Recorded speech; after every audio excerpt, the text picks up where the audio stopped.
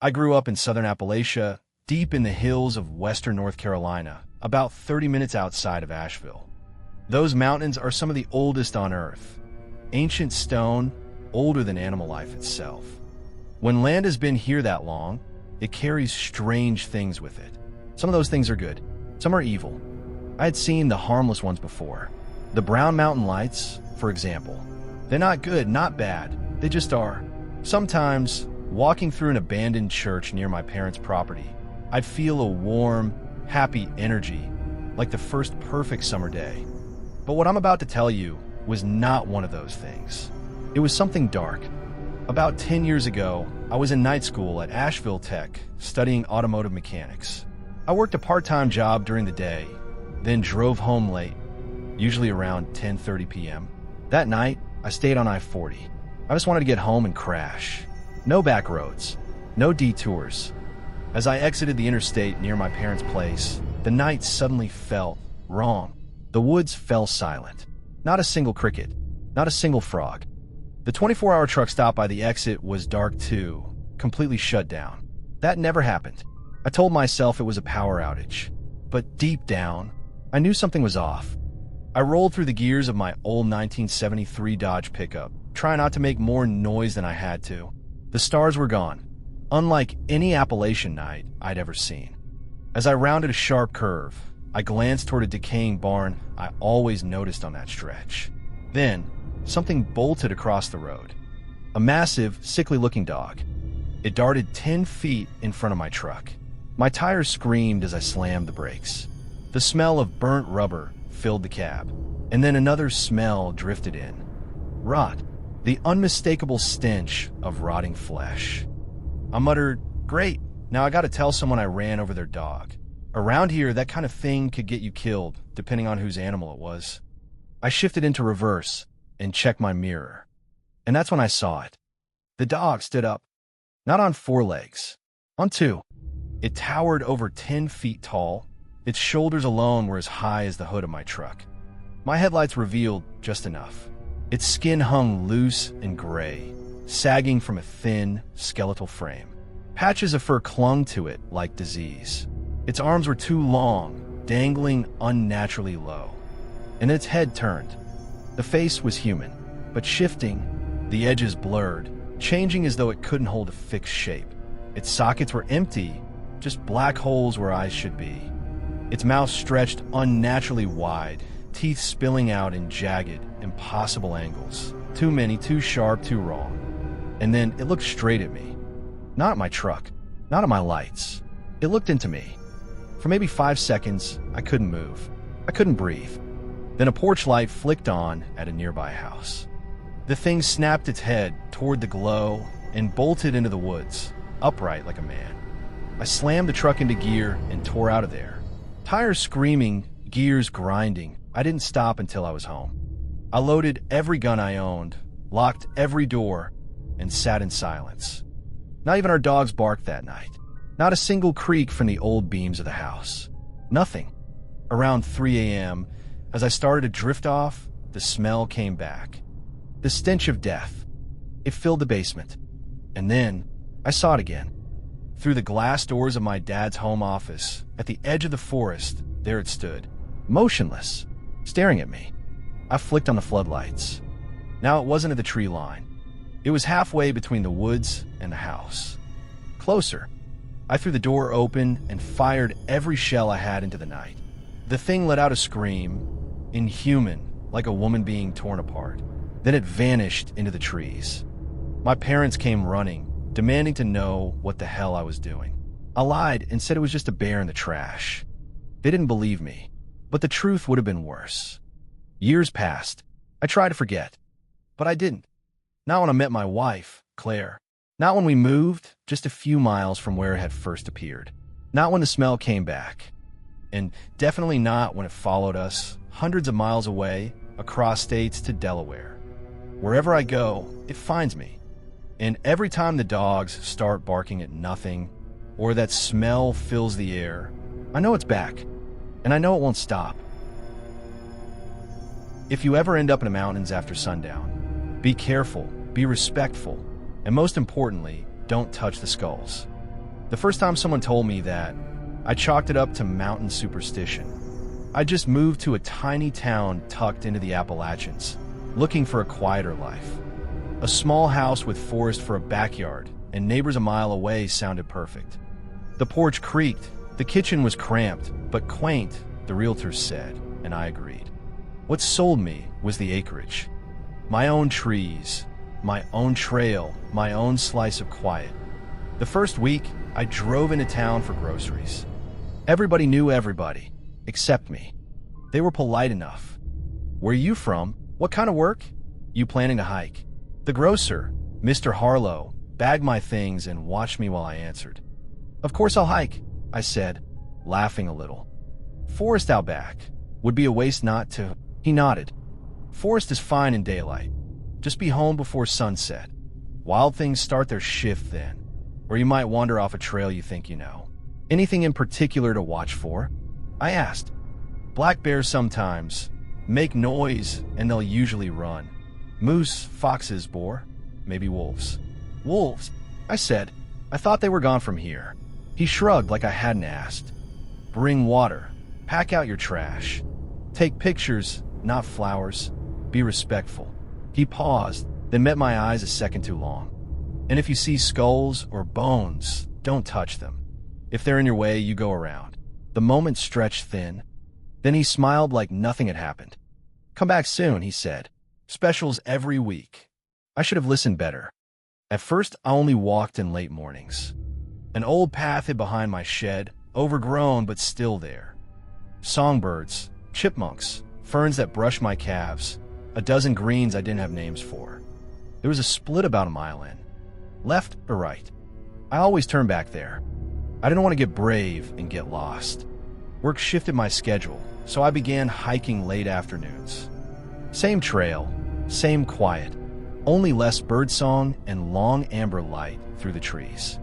Still safe, still pretty, still mine. Then the small odd things started. Long claw marks down a couple trunks near my place. Birds going quiet earlier than they should. I told myself it was the season turning, the days shrinking, the woods doing what woods do. And then I found the first skull. A deer's, bleached and cracked, sitting square in the middle of the path home. It hadn't been there on my way up. I looked around, suddenly sure someone was watching me. Hello, I called. Nothing answered. The thought of stepping over it for days made my stomach turn. So I did the practical thing. I slid a stick through an eye socket, lifted, tossed it into the trees. The skull vanished into leaves with a soft clatter. I dropped the stick and walked home fast. That night, something howled. It woke me from a dead sleep, long and low and lonely, far off but too near. I lay there sweating, counting it out like thunder. When it didn't stop, I put on music and tried to pretend it was nothing. A week of broken sleep later, I asked around town. Nobody else had heard a thing. Mr. Harlow shook his head over the register. The pharmacist said probably a hurt fox. The diner waitress said, lock your doors, better safe than sorry. The next clear evening, I went straight from work to the trail to buy myself time. Fresh scratches near home. Deeper now, I told myself moose. I did my usual loop, sat on a fallen log, drank water, and stood to go. The forest was silent. No wind, no birds, no buzzing.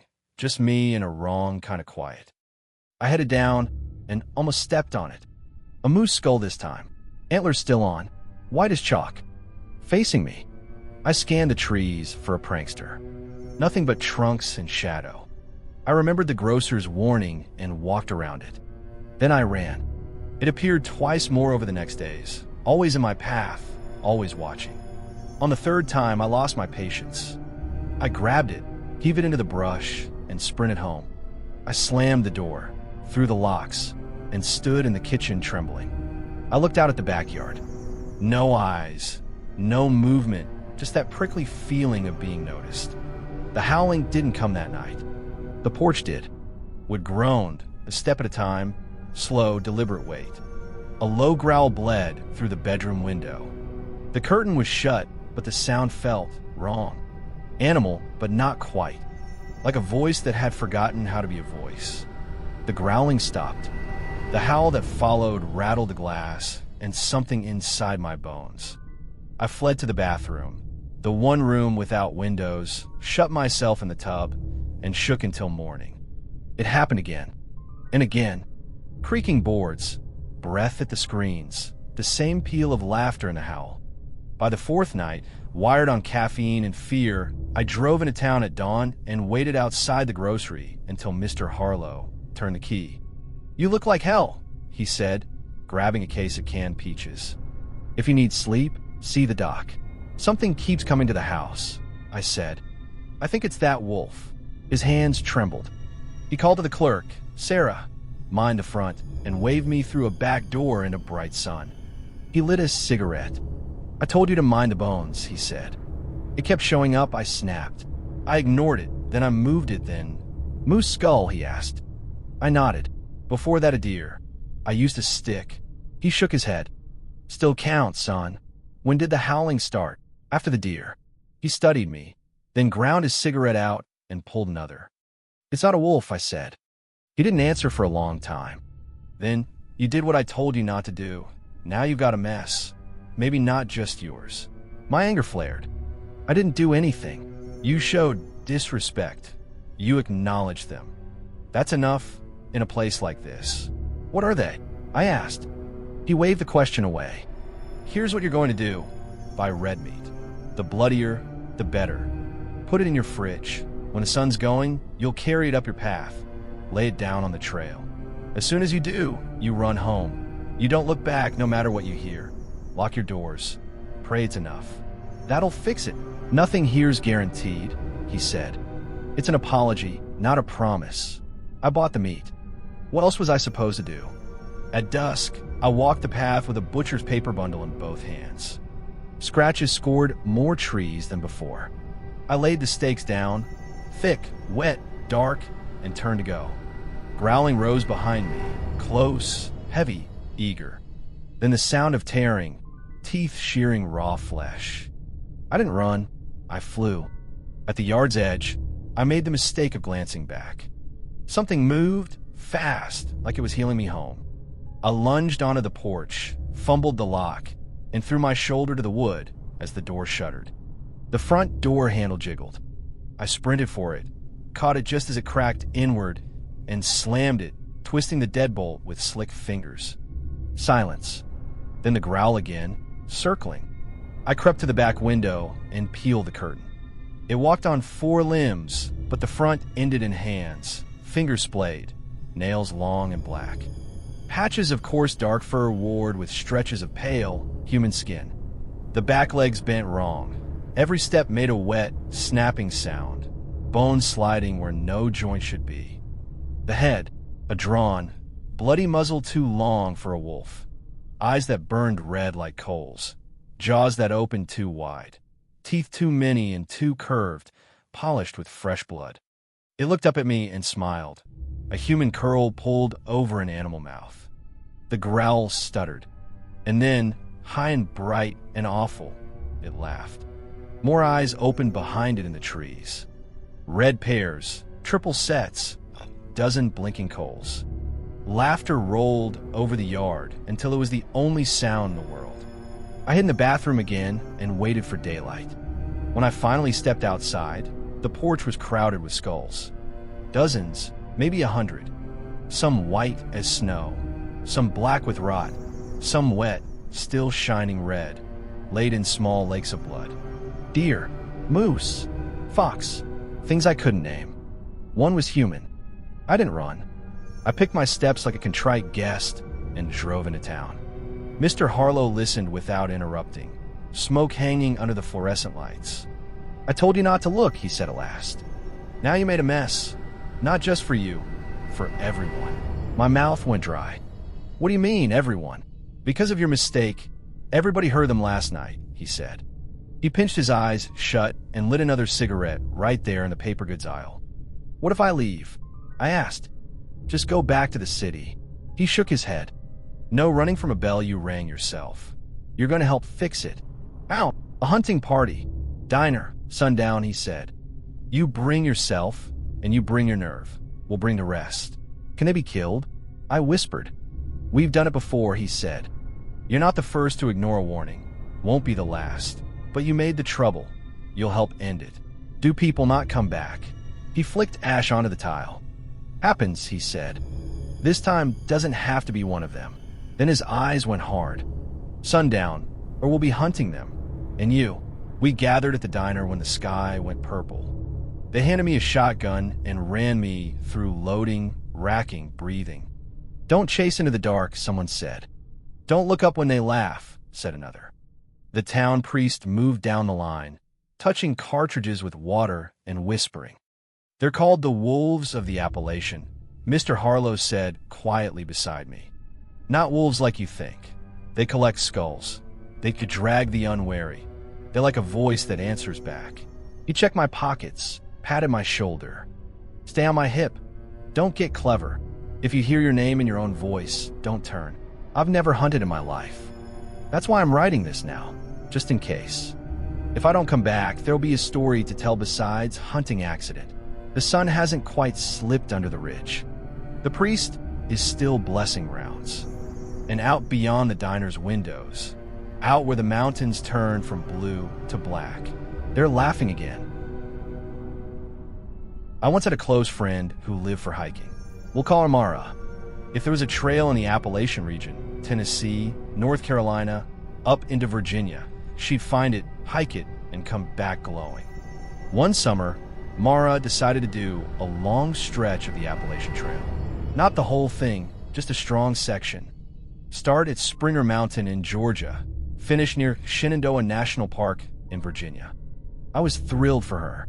I even helped her pack careful rows of food, maps, water filters, blister kits. We made a plan. I'd meet her when the trail crossed Newfound Gap in the Smokies. I'd bring fresh supplies.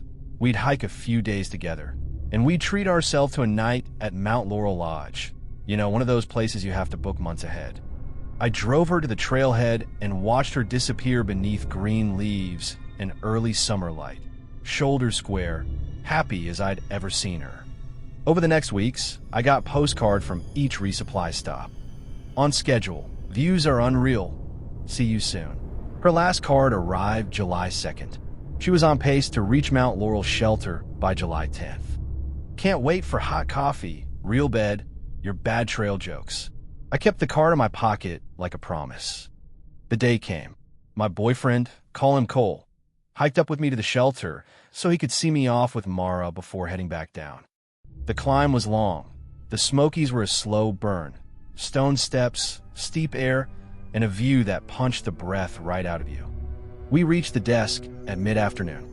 I expected to see Mara already checked in, boots off, smiling. "She's not here yet," the clerk said. "Okay, schedules slip on a trail like this." We took bunks, drank lodge coffee, read our paperbacks, and waited. Sunset came. No matter. By full dark, I felt that hollow ache of worry turn sharp. We checked again. No one named Mara. "She's probably just behind," Cole said, gentle. "These are the highest elevations on the ad. It slows people down. If she doesn't make it tonight, she'll walk in tomorrow." I nodded, but I didn't sleep. Morning. Nothing. We waited through noon, then told the office we'd hike southbound to meet her, in case we just crossed wires. We left a message. If she arrives, tell her we're back by 5. We hiked for hours. Met no one who'd seen her. Returned by late afternoon, still no sign. Everything after that moved fast and awful. We had to leave our reservation, leave our notes, leave our numbers. Days turned to phone calls. Phone calls turned to rangers. Rangers turned into a search grid. They swept from her last known shelter forward toward the Smokies. Nearly 11 days later, they found her. Bruised, dehydrated, starving, curled in a narrow ravine 30 miles off the main trail. I saw her at the hospital after the police were done not getting answers. She wouldn't speak about it. Not to them. Not yet. It took years before she finally told me. And it ended her love of hiking for good. What follows is Mara's story. Her words, as close as I can remember. "I left camp around 8 in the morning," she said. "Felt strong all day. Stopped late afternoon for a snack to get that last push before camp. That's when I first heard them. Men's voices, faint way off. I figured it was just hikers behind me. But nobody ever came by. The voices drifted in and out. Too far, too thin, like echoes. I wrote it off as trail brain. Kept moving, made camp at dusk, hung my food. Read a few pages, tried to sleep. Then I heard them again. Closer, thick mountain accents.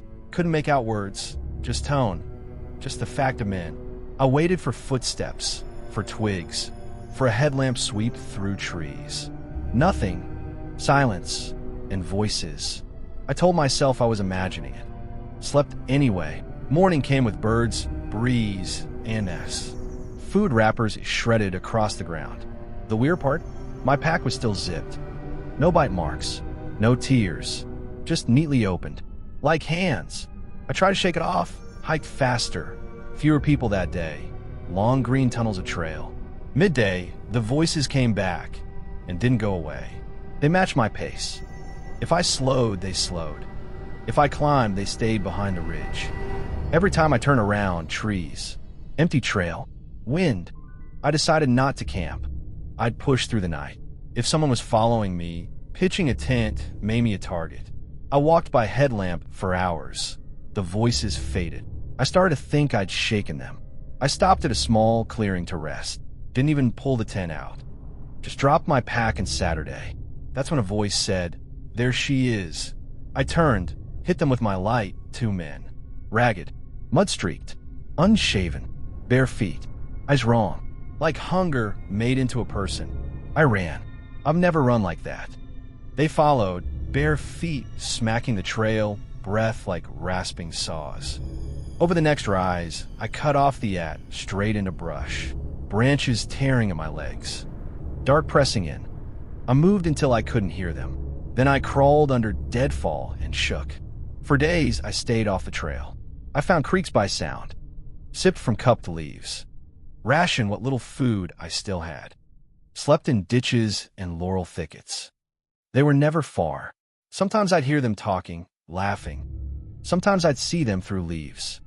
They described what they wanted to do to me as if I wasn't there at all. Each time, I'd belly down and pray the earth would swallow me. They looked like they hadn't bathed in months. Only cargo shorts. Hair matted. Skin caked with clay. Eyes bright with the kind of quiet that scares you more than shouting. I knew no one expected me until the 10th.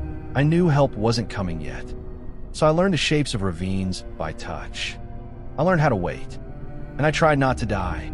Rangers found me almost 2 weeks later. I didn't talk for a while. I couldn't. Back home, after the weight came back on her bones and the nightmares started to thin, Mara researched. She found stories, old and new, about people who vanish into the mountains to dodge warrants, sentences, and the consequences of things you don't want to picture. Locals have a name for them. Wild men. They live rough. They avoid towns.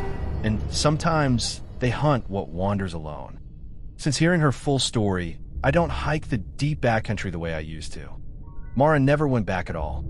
If you do go, carry more than optimism. Share your itinerary. Keep bear spray handy. Learn to listen for what doesn't quite sound like the woods. Because the mountains hold many things. And sometimes the wild men are listening too.